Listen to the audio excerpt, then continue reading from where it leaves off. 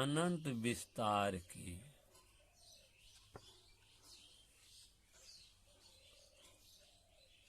अनंत विस्तार की समतल आवेशित आचालक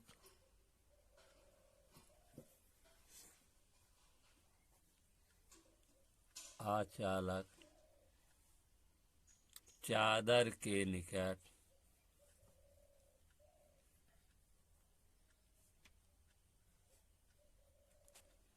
वैद्युत क्षेत्र की तीव्रता,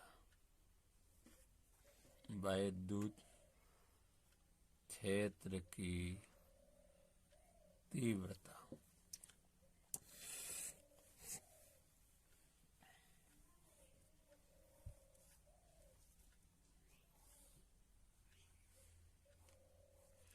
इस पर पहले हम आपको बताएंगे कि आवेश का पृष्ठ घनत्व क्या है, इसकी आवश्यकता है। इस डेरिवेशन में किसी आवश्यकता है, आवेश का पृष्ठ घनत्व।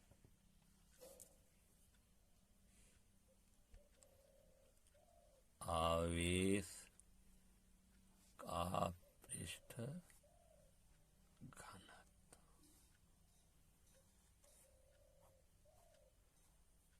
यदि कोई आवेश Q, यदि कोई आवेश Q किसी पृष्ठ के क्षेत्रफल A पर समान रूप से किसी पृष्ठ के क्षेत्रफल A पर समान रूप से वितरित है, समान रूप से वितरित है, तो पृष्ठ के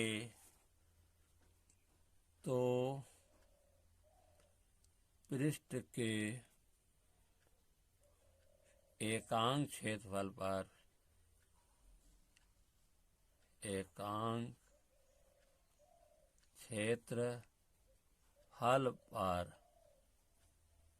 वितरित आवेश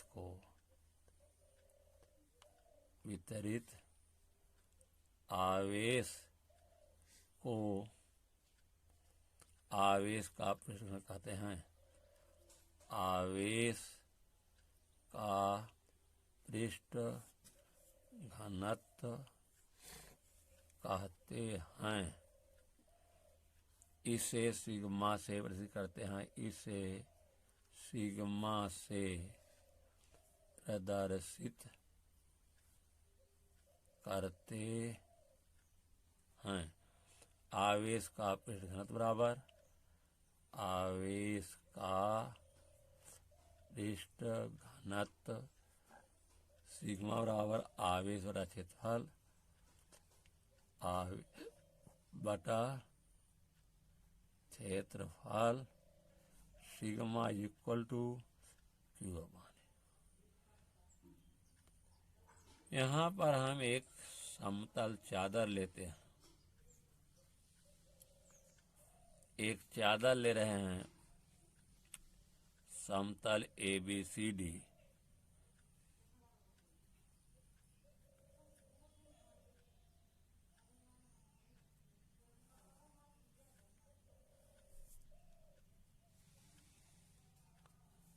चादर ABC ले रहे हैं। इसके एक पृष्ठ को समान रूप से आवेशित किया जाता है,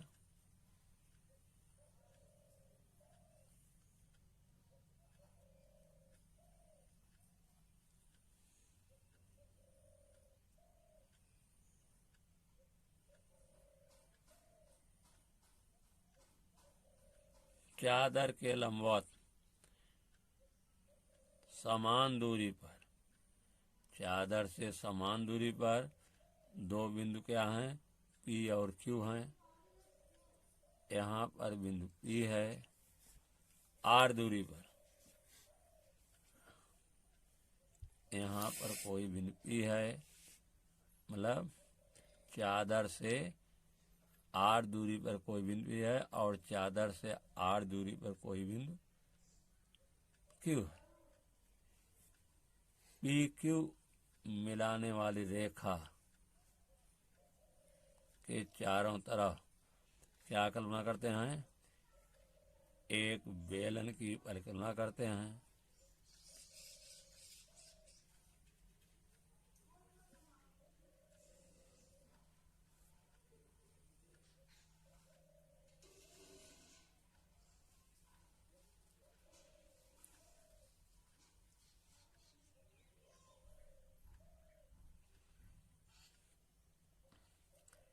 एक बेलन की परिकल्पना करते हैं।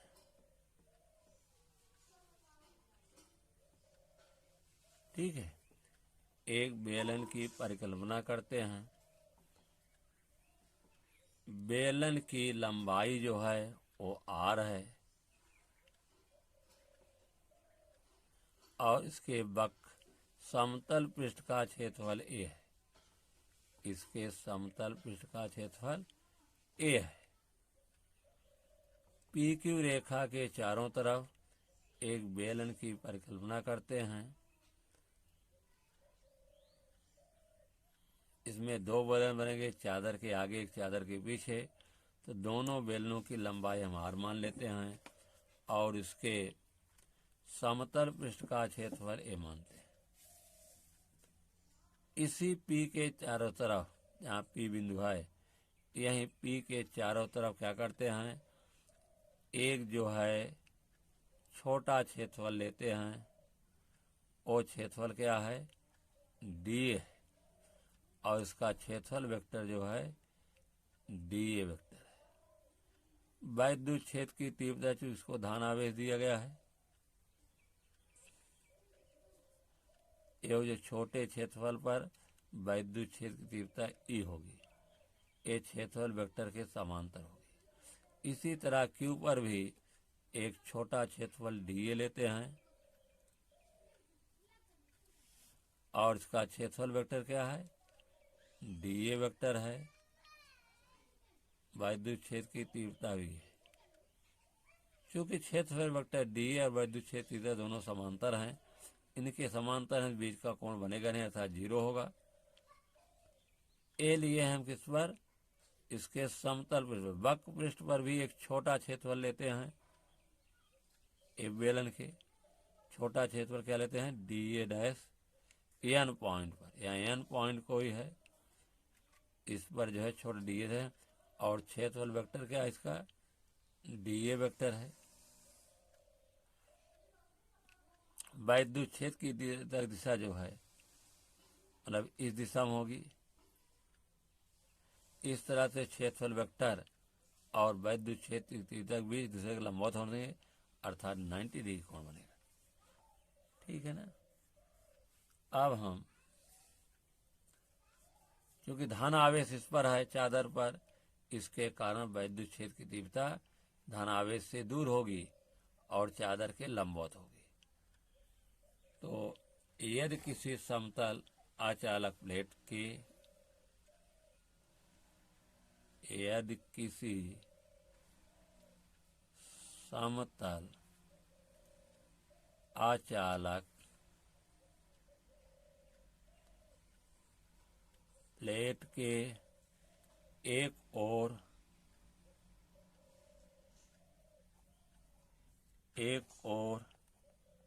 के समतल पृष्ठ पर, एक ओर समतल, एक ओर के समतल पृष्ठ पर आवेश का वितरण हो, आवेश का वितरण हो, तो इस प्रकार के वितरण को हो, तो इस प्रकार के वितरण को इस प्रकार के वितरण को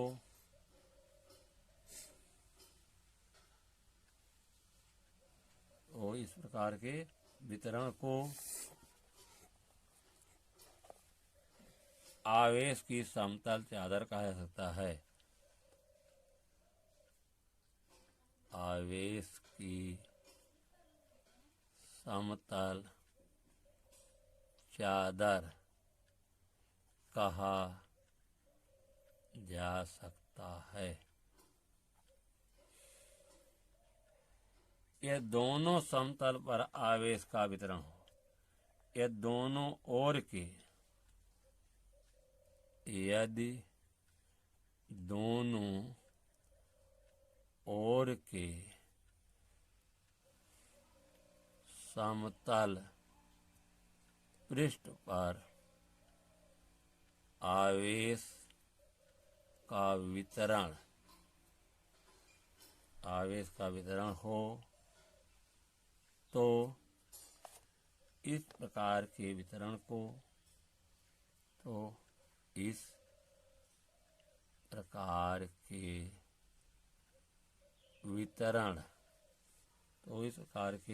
को दो समतल चादरों के तुल्य होगा।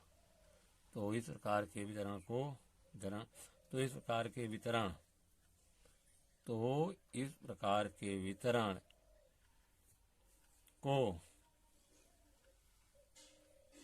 दो समतल चादरों के तुल्य होगा।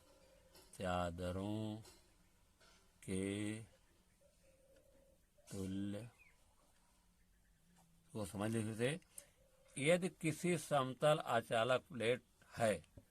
आचालक समतल प्लेट है, इसके एक समतल पृष्ठ पर आवेश का वितरण हो, एक पर हो, तो इस प्रकार के वितरण को आवेश की समतल चादर कहा जाता है। ये दोनों ओर के समतल पृष्ठ पर आवेश का वितरण हो तो इस प्रकार के वितरण को दो समतल चादरों के तुल्य होगा। ये चादर कैसे होगा? दो समतल चादरों के तुल्य होगा।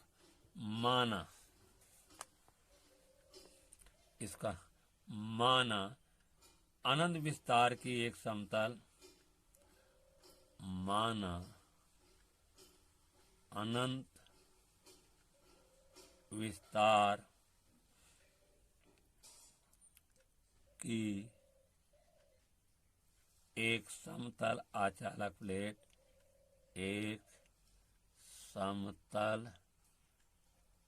आचालक प्लेट,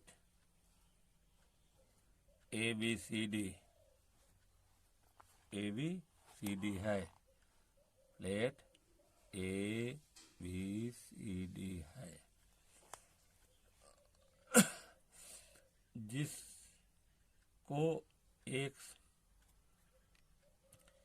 जिसके एक तल पर धन आवेश समान रूप से वितरित है। जिसके एक तल पर धन आवेश समान रूप से वितरित है। आवेश का पृष्ठ घनत्व सिग्मा है। आवेश का पृष्ठ घनत्व सिग्मा है। माना चादर से r दूरी पर कोई बिंदु है। माना चादर से r दूरी पर कोई बिंदु P है तथा दूसरी ओर चादर से r दूरी पर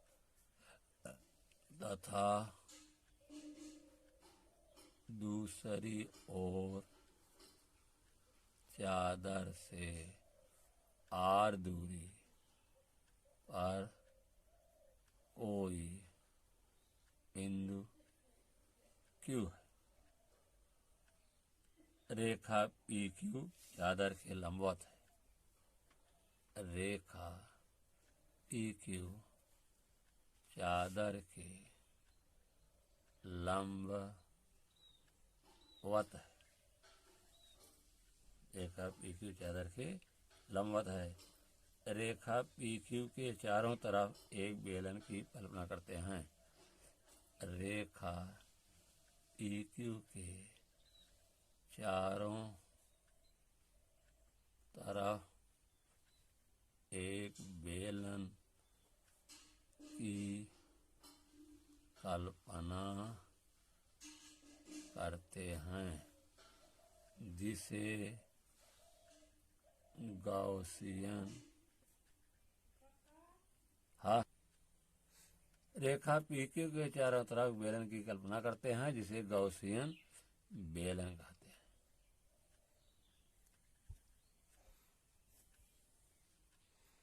जिसे कहते हैं गॉसियन बेलन कहते हैं।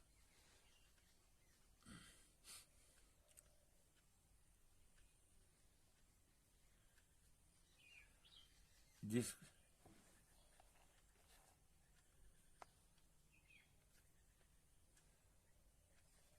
और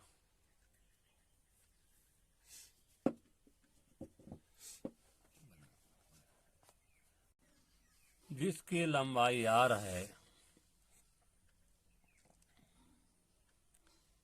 जिसकी लंबाई r है और समतल पृष्ठ का क्षेत्रफल a है, और समतल पृष्ठ का क्षेत्रफल a है। बिंदु P तथा Q के चारों तरफ बिंदु P तथा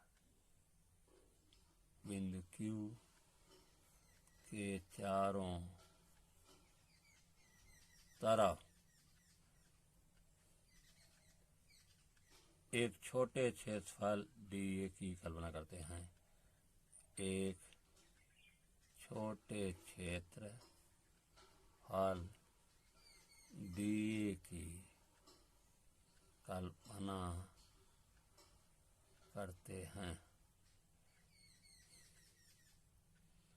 इस छोटे क्षेत्रफल dA पर इस छोटे क्षेत्रफल dA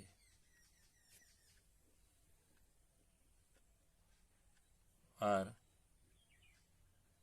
क्षेत्रफल वेक्टर dA क्षेत्रफल dA और वैद्युत क्षेत्र की तीव्रता E और वैद्युत क्षेत्रफल की दिशा E एक दूसरे के समांतर हैं।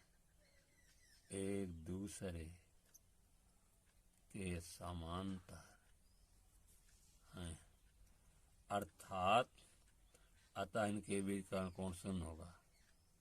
अतः इनके बीच का कोण शून्य होगा। शून्य वक्रपृष्ठ पर कोई बिंदु n लिया। वक्रपृष्ठ पर कोई बिंदु n लिया। इस बिंदु के चारों ओर इस बिंदु के चारों ओर वक्रपृष्ठ पर कोई बिंदु n लिया। इस बिंदु के चारों ओर एक छोटे क्षेत्रफल dA वक्रपृष्ठ पर कोई बिंदु n लिया। इस बिंदु के चारों छोटे क्षेत्रफल dA डैश की कल्पना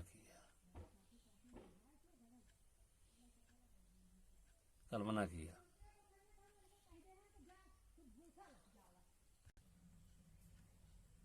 वक्रपृष्ठ पर कोई बिंदु n लिया, इस बिंदु के चारों ओर एक छोटे क्षेत्रफल dA डैश की कल्पना किया जिसका क्षेत्रफल वेक्टर क्या है? क्षेत्रफल वेक्टर dA डैश और वैद्युत क्षेत्र की तीव्रता E एक दूसरे के लंबवत, अर्थात इनके बीच का कोण 90।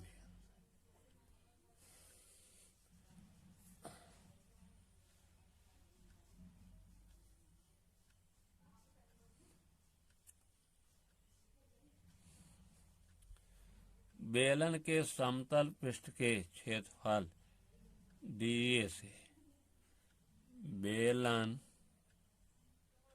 के समतल पृष्ठ के छोटे क्षेत्रफल से बेलन के समतल पृष्ठ के छोटे क्षेत्रफल dA,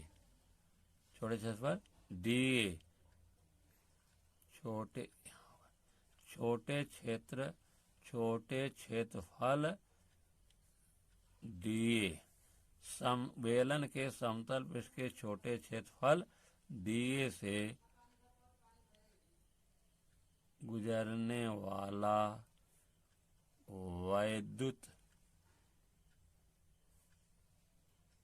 फ्लक्स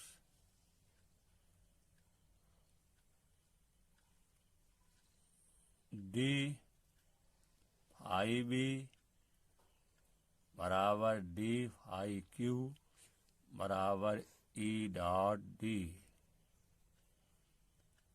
E का मापांक dA का मापांक इंटू दोनों के बीच कोण कितना है? 0। cos 0 माने होता है EDA इंटू 1 EDA। बेलन के वक्र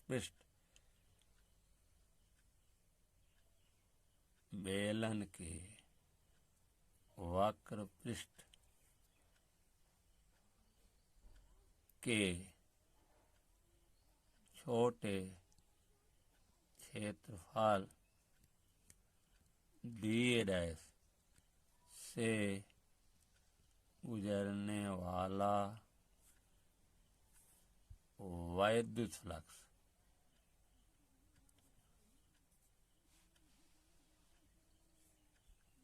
d phi n E dot d dA dash vector dA dash E का मापांक dA डैश का मापांक cos 90। E के ये होगा, dA का dA डैश हो जाएगा, cos 0 का मान 0 की संख्या में 0 करेंगे 0। इस तरह से बेलन के वक्रपृष्ठ के छोटे क्षेत्रफल dA से गुजरने वाले वैद्युत फ्लक्स मान क्या आ रहा है? 0 आ रहा है। बेलन के संपूर्ण पृष्ठ से गुजरने वाला वैद्युत फ्लक्स बेलन के संपूर्ण पृष्ठ से गुजरने वाला वैद्युत फ्लक्स बराबर समीकरण में फाई मान लेते हैं। फाई ई बराबर हो जाएगा इंटीग्रेशन डी फाई पी धन इंटीग्रेशन डी फाई क्यू धन इंटीग्रेशन डी फाई एन। मतलब बेलन के संपूर्ण पृष्ठ से गुजरने वाला फ्लक्स बराबर होगा समतल पृष्ठ, दोनों समतल पृष्ठ से गुजरने वाला कुल विद्युत फ्लक्स धन बेलन के वक्र पृष्ठ से गुजरने वाला विद्युत फ्लक्स। दोनों पृष्ठों से, दो पृष्ठ है समतल पृष्ठ पी और क्यू, तो पी से गुजरने वाला विद्युत फ्लक्स यानी क्यू से गुजरने वाला विद्युत फ्लक्स, दो पृष्ठ हैं, और वक्र पृष्ठ से गुजरने वाला विद्युत फ्लक्स को हमने डी फाई एन माना है। तो इसका मान हो जाएगा आपका डी फाई का मान कितना होगा, इसका मान हम निकाले हैं E dot D A vector, यानी इसका मान होगा E dot D A vector, ये हो जाएगा E dot D A dash vector. ये इतना आपका है क्या, समतल पृष्ठ, ये इतना क्या है, समतल पृष्ठ, समतल पृष्ठ, ये भी आपका समतल पृष्ठ है, समतल पृष्ठ, ये भी है। ये क्या आपका वक्र पृष्ठ, वक्र पृष्ठ, ये आपका वक्र पृष्ठ है, ये समतल पृष्ठ। तो दोनों बराबर में जुड़ जाएगा, दो integration E dot D A vector समतल पृष्ठ, समतल पृष्ठ, और ये होगा integration E dot D A vector, E vector D A vector वक्र पृष्ठ। वक्र पृष्ठ का आया जीरो, यहाँ जीरो दे दें। इसका मान निकाला गया है ई डॉट डी ए का, निकाला क्या गया है ई डॉट डी ए निकाला गया, ई डी ए निकाला गया है, यह हो जाएगा दो ई डी ए, जीरो है, कांस्टेंट को बाहर कर दी, टू ई डी ए। मतलब समतल पृष्ठ का क्षेत्रफल कितना है, इसका मतलब होता है इंटीग्रेशन डी ए, मतलब पूरे समतल पृष्ठ का क्षेत्रफल, और समतल पृष्ठ का क्षेत्रफल हम कितना माने हैं, ए माने हैं, कितना मान लिख दीजिए यहाँ पर कि डी ए पूरे समतल पृष्ठ का क्षेत्रफल बराबर ए होता है। इंटीग्रेशन डी ए मतलब पूरे समतल पृष्ठ का क्षेत्रफल ए माना गया है, तो हम यहाँ रखते हैं टू ई ए, या phi is equal to two ई।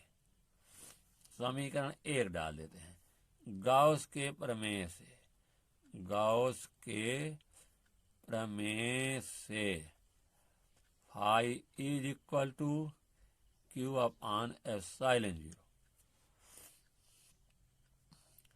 और एक फार्मूला है आवेश का पृष्ठ घनत्व बराबर क्या होता है, क्यू का मान भी रखेंगे, आवेश का पृष्ठ घनत्व सिग्मा इज इक्वल टू आवेश बटा क्षेत्रफल, यहाँ से या आवेश इज इक्वल टू आवेश का पृष्ठ घनत्व गुणे ए, तो हम क्यू के स्थान क्या रखेंगे, सिग्मा ए रखेंगे यहाँ पर, या phi is equal to sigma A बटे एप्सिलॉन जीरो। समीकरण 2 डाल दीजिए, समीकरण 1 से फाई ई का मान समीकरण 2 में रखने पर, समीकरण 1 से फाई ई का मान समीकरण 2 में रख दीजिए, कितना हो जाएगा, two E A sigma A epsilon zero, या is equal to sigma A बटे two A epsilon zero, A से कट जाएगा, ई बराबर क्या आ जाएगा, इस तरह से ई बराबर आ जाएगा आपका sigma upon two epsilon zero. ये आपके सूत्र का निगमन हो गया, सूत्र का निगमन निकल आया आपका है।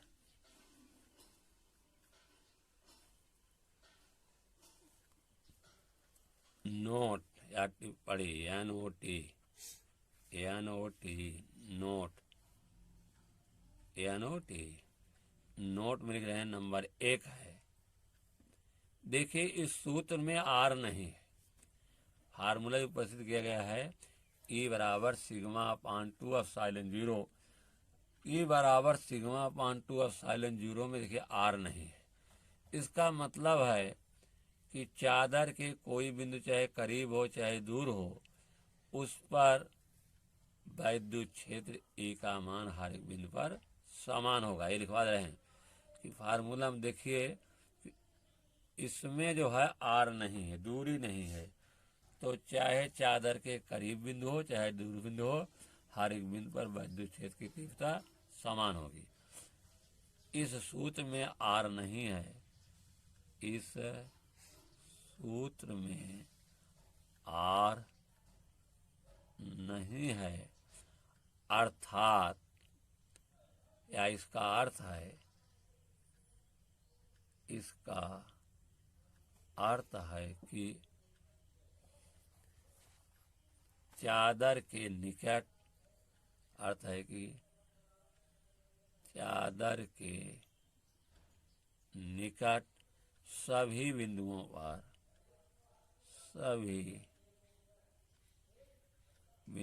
पर विद्युत क्षेत्र की तीव्रता समान होगी। विद्युत क्षेत्र की तीव्रता समान होगी। दूसरा पॉइंट है, यदि चादर धनावेशित है, दूसरा पॉइंट क्या है, यदि चादर धन आवेशित है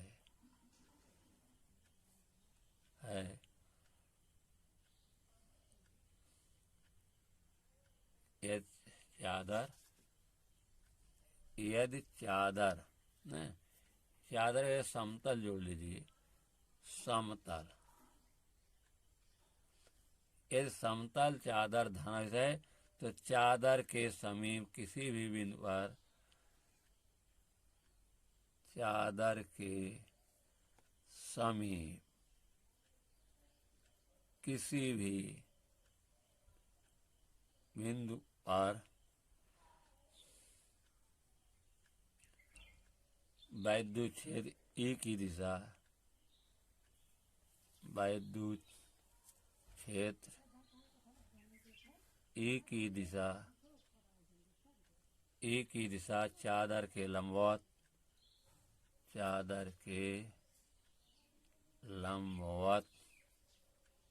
चादर से दूर की होगी, चादर से दूर की ओर होगी।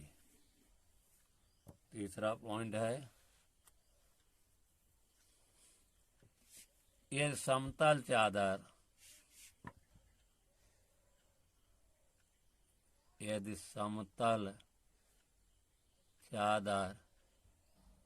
ऋण आवेशित है,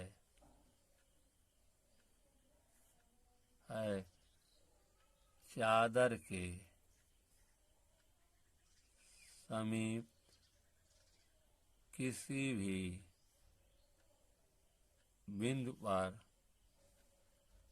वैद्युत क्षेत्र E की दिशा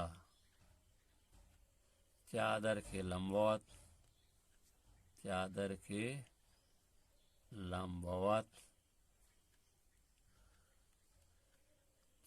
की ओर होगी, चादर के लंबवत चादर की